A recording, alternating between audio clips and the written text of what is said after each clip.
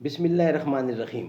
ناظرین، وی log number 257 دوسری قسط ہے اور سب ہیڈنگ ہے آج کوئی سرزنش نہیں، 551 پیج ہے۔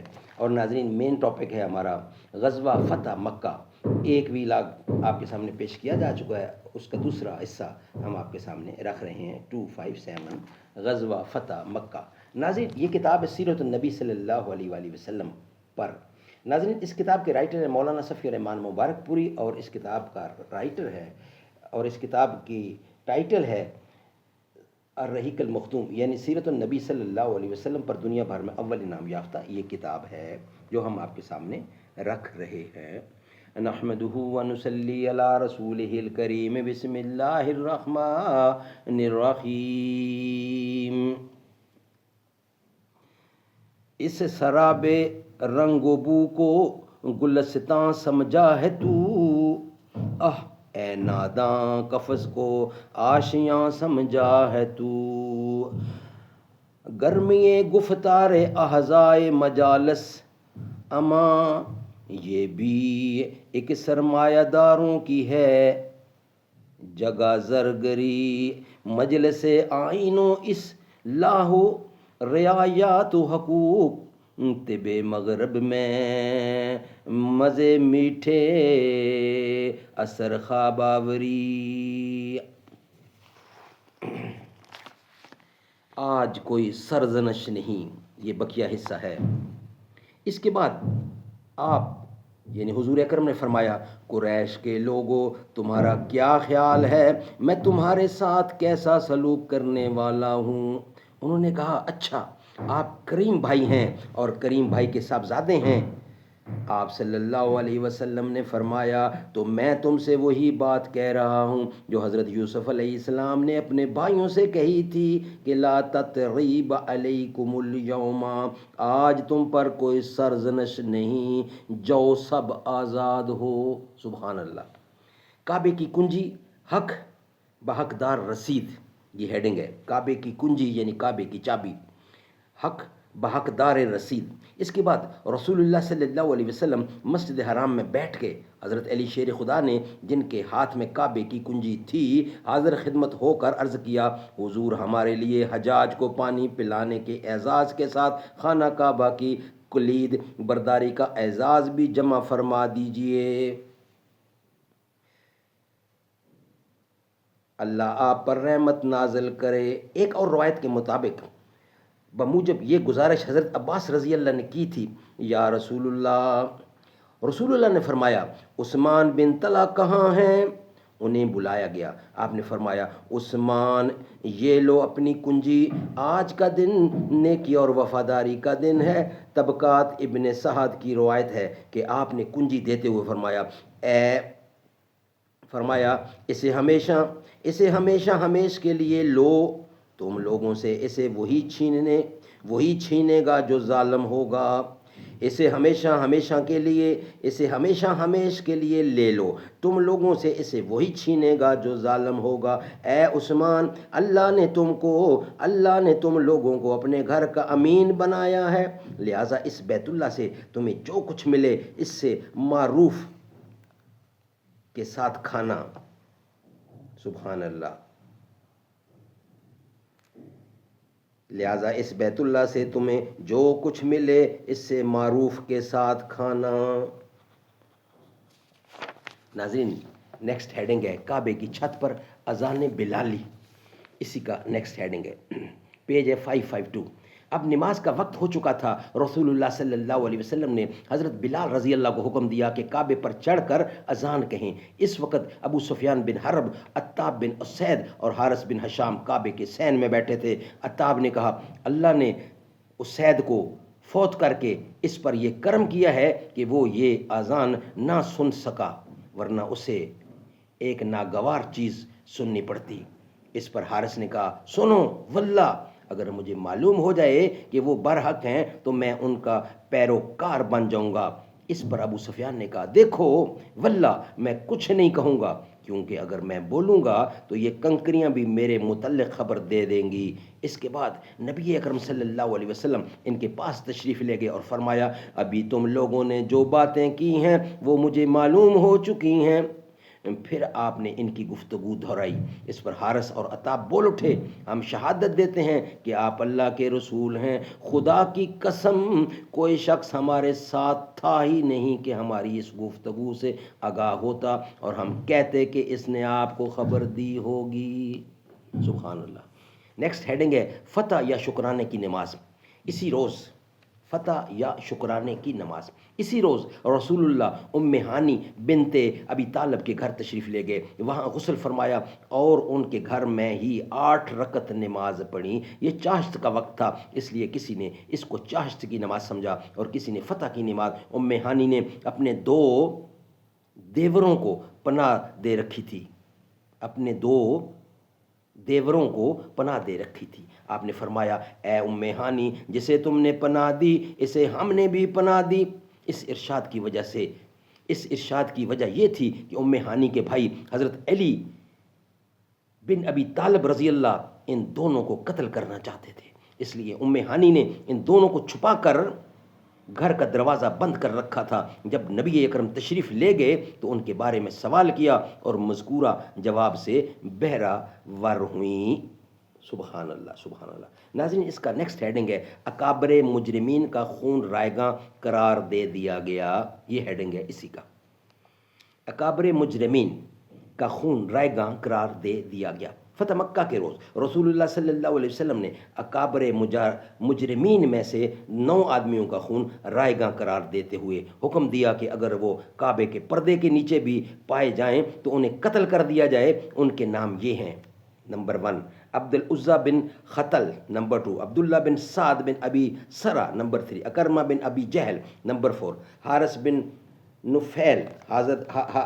بن نفیل بن وہب، نمبر 5 مقیس بن سبابہ، نمبر 6 حبار بن اسود، نمبر 7 اور 8 ابن خطل کی 2 لونڈیاں جو نبی کریم صلی اللہ علیہ وسلم کی ہجوں گایا کرتی تھیں، نمبر 9 سارا جو اولاد عبد المطلب میں سے کسی کی لونڈی تھی، اسی کے پاس حاتب کا خط پایا گیا تھا۔ ابن ابی سرحہ کا معاملہ یہ ہوا کہ اسے حضرت عثمان بن عفان رضی اللہ نے خدمت نبوی میں لے جا کر جان بخشی کی سفارش کر دی اور آپ نے اس کی جان بخشی فرماتے ہوئے اس کا اسلام قبول کر لیا، لیکن اس سے پہلے آپ کچھ دیر تک اس امید میں خاموش رہے کہ کوئی صحابی اٹھ کر اسے قتل کر دیں گے، کیونکہ یہ شخص اس سے پہلے بھی ایک بار اسلام قبول کر چکا تھا اور ہجرت کر کے مدینہ آیا تھا، لیکن پھر مرتد ہو کر بھاگ گیا تھا۔ تاہم اس کے بعد کا کردار اس کے یعنی ان کے حسن اسلام کا آئینہ دار ہے رضی اللہ عنہ۔ اکرمہ بن ابی جہل نے بھاگ کر یمن کی راہ لی، لیکن اس کی بیوی خدمت نبوی میں حاضر ہو کر اس کے لیے امان کی طالب ہوئی اور آپ نے امان دے دی۔ اس کے بعد وہ اکرمہ کے پیچھے پیچھے گئی اور اسے ساتھ لے آئی۔ اس نے واپس آ کر اسلام قبول کیا اور اس کے اسلام کی کیفیت بہت ہی اچھی رہی۔ ابن خطل خانہ کعبہ کا پردہ پکڑ کر لٹکا ہوا تھا۔ ایک صحابی نے خدمت نبوی میں حاضر ہو کر اطلاع دی، آپ نے فرمایا اسے قتل کر دو، انہوں نے اسے قتل کر دیا۔ مقیس بن سبابہ کو حضرت نمیلہ بن عبداللہ نے قتل کیا۔ مقیس بھی پہلے مسلمان ہو چکا تھا، لیکن پھر ایک انصاری کو قتل کر کے مرتد ہو گیا اور بھاگ کر مشرکین کے پاس چلا گیا تھا۔ حارث مکہ میں رسول اللہ کو سخت اذیت پہنچایا کرتا تھا، اسے حضرت علی نے قتل کر دیا یعنی قتل کیا۔ حبار بن اسود حبار بن اسود وہی شخص ہے جس نے رسول اللہ کی صاحبزادی حضرت زینب کو ان کی ہجرت کے موقع پر ایسا کچوکا مارا تھا کہ وہ ہودج سے ایک چٹان پر جا گری تھی اور اس کی وجہ سے ان کا حمل ساقط ہو گیا تھا۔ یہ شخص فتح مکہ کے روز نکل بھاگا، پھر مسلمان ہو گیا اور اس کے اسلام کی کیفیت اچھی رہی۔ ابن خطل کی دونوں لونڈیوں میں سے ایک قتل کی گئیں، دوسری کے لیے امان طلب کی گئی اور اس نے اسلام قبول کر لیا۔ اسی طرح سارا کے لیے امان طلب کی گئی اور وہ بھی مسلمان ہو گئی۔ خلاصہ یہ کہ 9 میں سے 4 قتل کیے گئے، 5 کی جان بخشی ہوئی اور انہوں نے اسلام قبول کر لیا۔ حافظ ابن حجر لکھتے ہیں جن لوگوں کا خون رائیگاں قرار دیا گیا ان کے ضمن میں ابو معشر نے حارث بن طلال خزائی کا بھی ذکر کیا ہے، اسے حضرت علی شیر خدا نے قتل کیا۔ امام حاکم نے اسی فہرست میں کعب بن زہیر کا ذکر کیا ہے۔ کعب کا واقعہ مشہور ہے، اس نے بعد میں آ کر اسلام قبول کیا اور نبی اکرم صلی اللہ علیہ وسلم کی مدح کی۔ اسی فہرست میں وحشی بن حرب اور ابو سفیان کی بیوی ہند بنت عتبہ ہیں جنہوں نے اسلام قبول کیا، اور ابن قتل کی لونڈی ارنب ہے جو قتل کی گئیں، اور سعد ہے یہ بھی قتل کی اور سعد ہے یہ بھی قتل کی گئی، جیسا کہ ابن اسحاق نے ذکر کیا ہے کہ اس طرح مردوں کی تعداد، یعنی مردوں کی تعداد، مردوں کی تعداد 8 اور عورتوں کی تعداد 6 ہو جاتی ہے۔ ہو سکتا ہے کہ دونوں لونڈیاں ارنب اور سعد ہوں، اور اختلاف محض نام کا ہو یا کنیت اور لقب کے اعتبار سے اختلاف ہو گیا ہو۔ ناظرین، اس کا نیکسٹ ہیڈنگ ہے صفوان بن امیہ اور فضالہ بن عمیر کا قبول اسلام۔ یہ اسی کا ہیڈنگ ہے۔ صفوان کا خون اگرچہ رائے گاہ نہیں قرار دیا گیا تھا، لیکن قریش کا ایک بڑا لیڈر ہونے کی حیثیت سے اسے اپنی جان کا خطرہ تھا، اس لیے وہ بھی بھاگ گیا۔ عمیر بن وہب جمجی نے رسول اللہ کی خدمت میں حاضر ہو کر اس کے لیے امان طلب کی۔ آپ نے امان دے دی اور علامت کے طور پر عمیر رضی اللہ کو اپنی وہ پگڑی بھی دے دی جو مکہ میں داخلے کے وقت آپ نے سر پر باندھ رکھی تھی۔ عمیر رضی اللہ صفوان کے پاس پہنچے تو وہ جدہ سے یمن جانے کے لیے سمندر پر سوار ہونے کی تیاری کر رہا تھا۔ عمیر اسے واپس لے آئے۔ اس نے رسول اللہ سے کہا مجھے 2 مہینے کا اختیار دیجئے۔ آپ نے فرمایا تمہیں 4 مہینے کا اختیار ہے۔ اس کے بعد صفوان نے اسلام قبول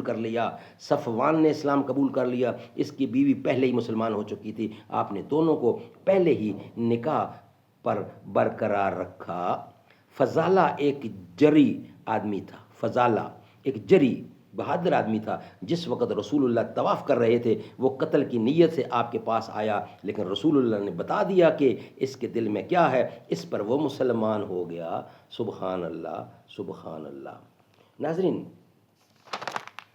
نیکسٹ ہیڈنگ ہے ہمارا فتح کے دوسرے دن رسول اللہ کا خطبہ۔